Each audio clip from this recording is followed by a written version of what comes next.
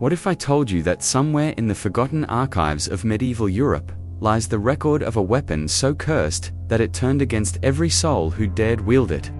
A blade forged not for glory, but as an instrument of divine punishment, that would haunt 3 generations of warriors until madness consumed them all. This is the story of Misericordia Inversa, the inverted mercy, a sword that history tried to erase, but whose legend refuses to die. Our tale begins in the year 1357, in the plague-ravaged city of Avignon, where Pope Clement VI maintained his papal court.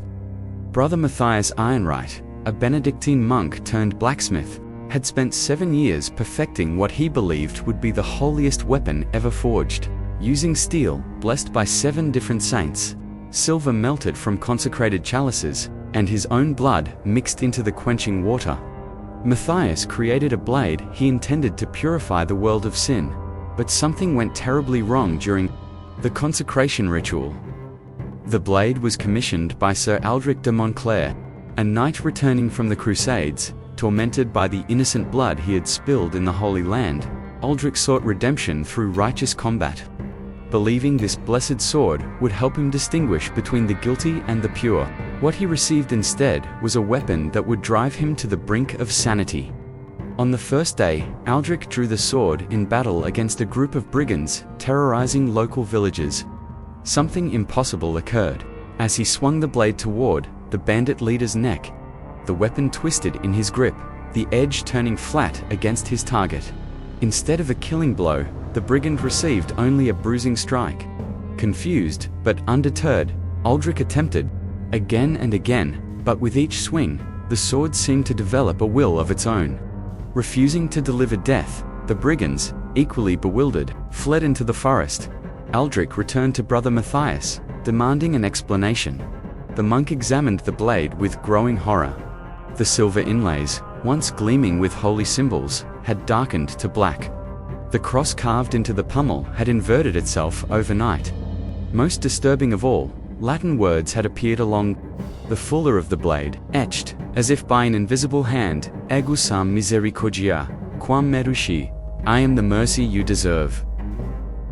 Brother Matthias died that very night, found in his forge with his face twisted in an expression of absolute terror, though his body bore no wounds.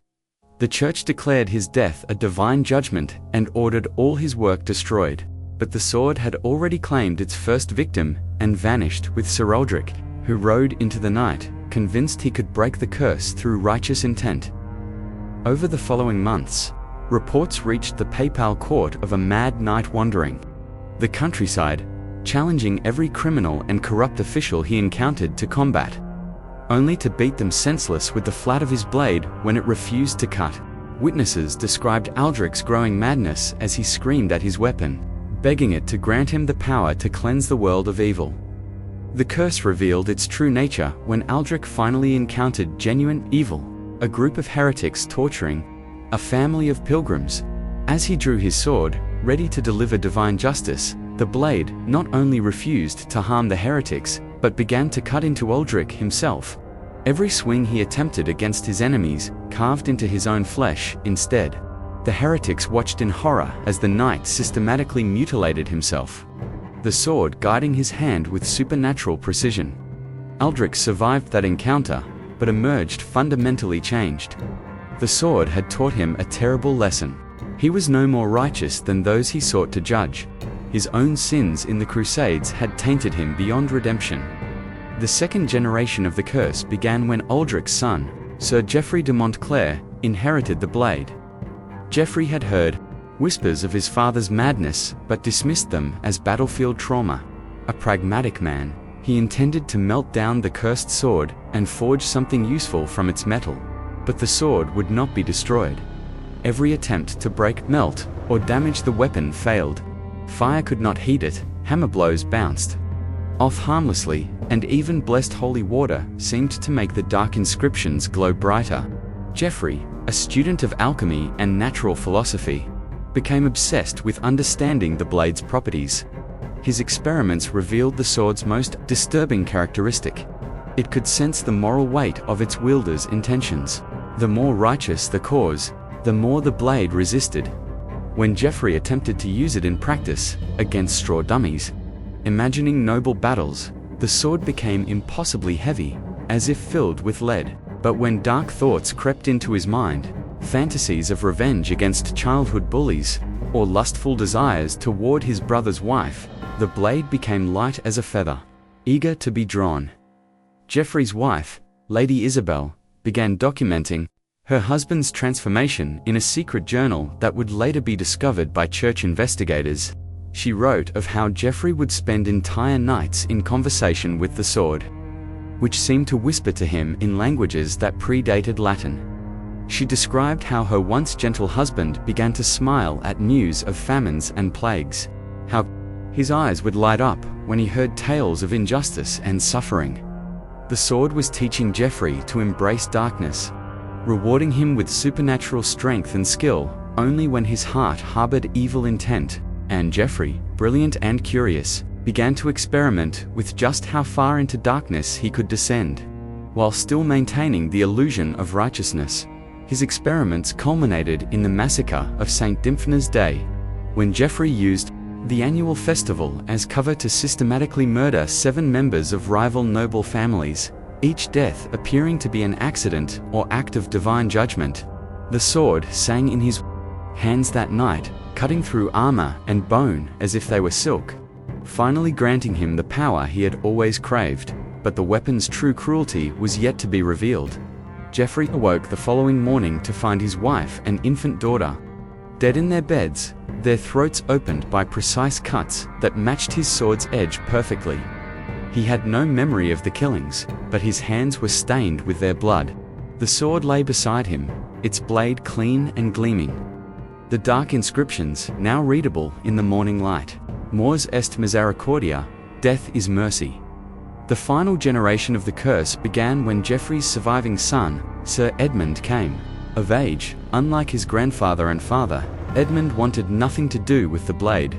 He had it sealed in a lead-lined chest and buried beneath his chapel, posting guards to ensure it remained undisturbed. For 7 years, the precautions held. Edmund married, had children, and built a reputation as a just and merciful lord. But on the anniversary of his mother's death, the sword called to him in dreams. Edmund began sleepwalking, and each morning the guards would find the chapel door standing open, though they swore they had seen and heard nothing during the night. Fresh flowers would appear on his parents' graves, arranged in patterns that hurt the eyes to look upon. Most disturbing of all, Edmund would wake each morning with the taste of metal in his mouth, and memories of conversations he couldn't quite recall.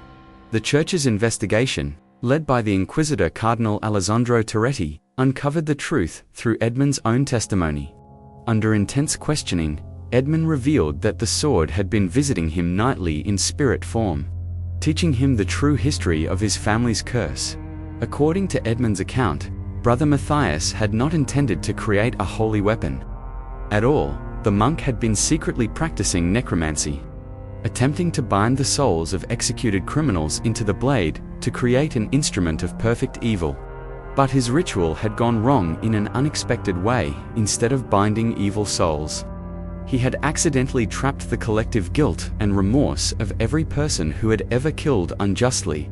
The sword became a repository of moral judgment, weighing every wielder against the souls of their victims. Those who sought to use it for righteous purposes found themselves confronted with the weight of all historical injustice, making the weapon unbearably heavy with the knowledge of their own imperfection.